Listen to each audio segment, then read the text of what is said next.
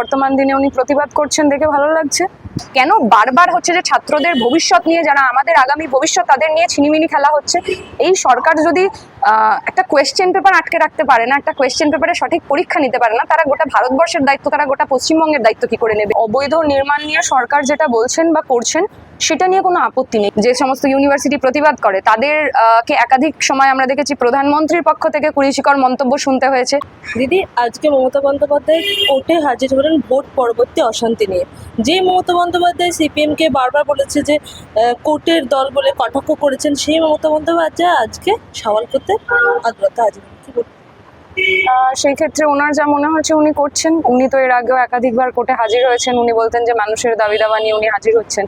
কতটা মানুষের দাবি দাওয়া নিয়ে হাজির হয়েছিলেন জানি না, তবে গত 15 বছর ধরে ভোটের নামে উনি যে প্রহসনটা চালিয়েছিলেন, সেই বিষয়টা নিয়ে এখন বর্তমান দিনে উনি প্রতিবাদ করছেন দেখে ভালো লাগছে। অন্যদিকে আমরা দেখলাম যে বিকাশ রঞ্জন ভট্টাচার্য তাকে সাপোর্ট করেছেন, তার পাশে দাঁড়িয়ে সওয়াল করতে দেখা গেছে। দেখুন, ভোট পরবর্তী যে হিংসা সেটা তো আমরা দেখতে পাচ্ছি যে অলরেডি চলছে।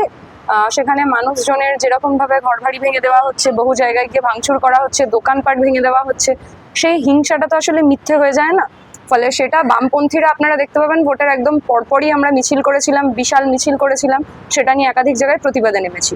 আমাদের বামপন্থীরা সেটা বরাবরই বিরোধিতা করি এবং সেটা যাতে না হয় সেটা আটকানোর ব্যবস্থা করি। সেখানে বিকাশ রঞ্জন বাবু সেটা করছেন এবং মমতা ব্যানার্জির এতদিন বাদে গিয়ে মনে হয়েছে সেটা করাতে জন্য উনি করছেন, ভালো কাজ করছেন। সেটাই তো বললাম যে ওনার যেটা করা উনি মনে করছেন ভালো করছেন।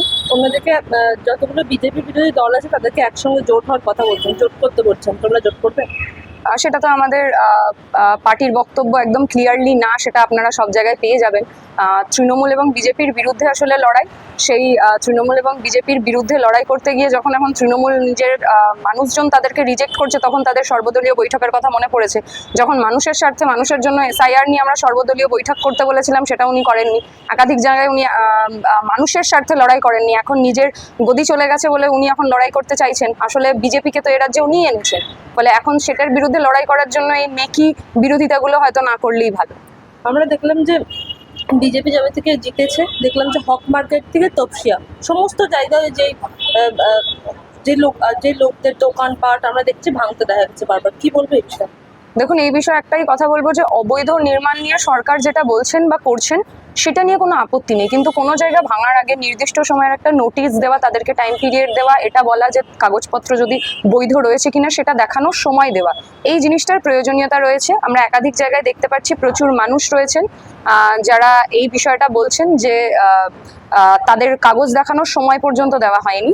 এবং একই সাথে এই কথাটা খুব গুরুত্বপূর্ণ, যে সমস্ত কারখানাগুলো ভাঙা হচ্ছে সেখানে যারা কাজ করতেন তাদের দায়িত্ব যেন সরকার নেয়। একই রকমভাবে যে মানুষদের বাড়ি ভাঙা হচ্ছে তাদের তো কোনো দোষ ছিল না, তারা সেখানে টাকা দিয়েই থাকছিলেন, তাদের দায়িত্ব যেন সরকার নেয়। সেটার জন্য আমরা লড়াই করব, সেটার জন্যই আমরা বলবো।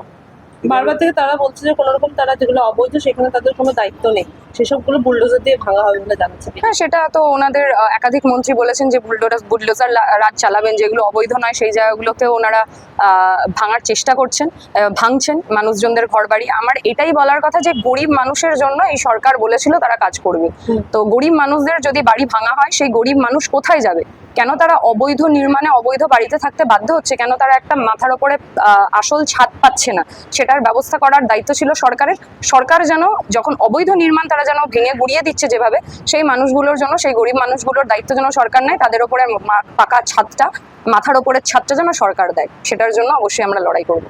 দিদি, আমরা দেখছি নিট এক্সাম তার পেপার ফাঁস আমরা 2024 দেখছি, আবার 2026 22 লক্ষ ছেলে মেয়েদের ভবিষ্যৎ অন্ধকারে চলে গেছে। দেখুন, এইটা তো অবশ্যই এর আগে আমারও বেশ কিছু বন্ধু বান্ধব ভাই তারা হচ্ছে যে পরীক্ষা দিয়েছিলেন, তাদের সেই টাইমকার মানসিক পরিস্থিতির কথা আমরা জানি। একই ঘটনা আবার ঘটতে দেখা গেল। কেন এগুলো আটকানো যাচ্ছে না? যখন ছাত্রদের সেখানে সার্চ করা হচ্ছে, আমরা দেখতে পাচ্ছি কিভাবে তাদেরকে মানে মানুষের পর্যায়ে তাদেরকে সার্চ করা হচ্ছে না, তাদের জামা ধরে বোতাম ধরে কেটে দেওয়া হচ্ছে, সমস্ত রকম আমরা দেখেছি। এত প্রিকশনস শুধুমাত্র ছাত্রদের ক্ষেত্রে কেন? যাদেরকে আপনারা সিস্টেমের ভেতরে রাখছেন, যাদের এগুলো সুরক্ষিত রাখার দায়িত্ব ছিল, তাদের উপরে কোনো এনকোয়ারি করা হচ্ছে না, তাদেরকে কেন শাস্তি দেওয়া হচ্ছে না? এত ছাত্রছাত্রীদের যে ভবিষ্যৎ অন্ধকার হয়ে গেল, তারা যে ভালোভাবে পরীক্ষা দিয়েছিল, সেই পরীক্ষাটার পর তারা এখন বর্তমান দিনে কি করবে? কেন তাদেরকে আবার পরীক্ষা দিতে হবে? একজন একবার পরীক্ষা দিয়ে যে মানসিক প্রস্তুতি নিয়ে সে পরীক্ষা দিয়েছিল, আগামী দিনে সে আবার সেই মানসিক সেম প্রস্তুতি নিয়ে পরীক্ষা দিতে পারবে? তার অন্য কোনো সমস্যা হবে না কি গ্যারেন্টি রয়েছে? কেন বারবার হচ্ছে যে ছাত্রদের ভবিষ্যৎ নিয়ে, যারা আমাদের আগামী ভবিষ্যৎ, তাদের নিয়ে ছিনিমিনি খেলা হচ্ছে? এই সরকার যদি একটা কোয়েশ্চেন পেপার আটকে রাখতে পারে না, একটা কোয়েশ্চেন পেপারে সঠিক পরীক্ষা নিতে পারে না, তারা গোটা ভারতবর্ষের দায়িত্ব, তারা গোটা পশ্চিমবঙ্গের দায়িত্ব কি করে নেবে? এটাই আমার প্রশ্ন। এর আগে একাধিক দুর্নীতি, স্কলারশিপ বন্ধ হয়ে যাওয়া এবং পেপার লিক নিয়ে কটা শিক্ষামন্ত্রী কবার কথা বলেছেন। ফলে তারা যে ভবিষ্যৎ নিয়ে খুব চিন্তিত, শিক্ষা নিয়ে যে খুব চিন্তিত, সেটা আমাদের মনে হয় না। আমরা বারবার দেখেছি আমাদের শিক্ষা খাতে ফান্ড কাট করা হয়েছে, বাজেট কাট করা হয়েছে, একাধিক ইউনিভার্সিটি, সরকারি ইউনিভার্সিটিগুলোকে আক্রমণ নামিয়ে আনা হয়েছে, তাদের ফান্ড কাট করা হয়েছে, সিট কাট করা হয়েছে। বিভিন্ন স্টুডেন্ট যারা প্রতিবাদ করে, যে সমস্ত ইউনিভার্সিটি প্রতিবাদ করে, তাদেরকে একাধিক সময় আমরা দেখেছি প্রধানমন্ত্রীর পক্ষ থেকে কুরুচিকর মন্তব্য শুনতে হয়েছে। কিন্তু সেই ইউনিভার্সিটিগুলো, তারা তাদের পড়াশোনাগুলো, তারা তাদের আমাদের এই ভারতবর্ষ, গোটা পশ্চিমবঙ্গের ছাত্ররা, তারা হচ্ছে যে জানান দিচ্ছে তারা পড়াশোনা করবে, তারা লড়াই করবে এবং সরকারের বিরুদ্ধে বলুন, শাসকের বিরুদ্ধে বলুন, যে ভুল যেগুলো অন্যায়, সেগুলোর বিরুদ্ধেও কথা বলবে। বর্তমান দিনে আমরা দেখতে পাচ্ছি তো, নিটের ছাত্রছাত্রীরা তারাও তাদের দাবিগুলো রাখছে, তারাও বলছে যেটা হয়েছে সেটা অন্যায় হয়েছে, তাদের সাথে অন্যায় হচ্ছে।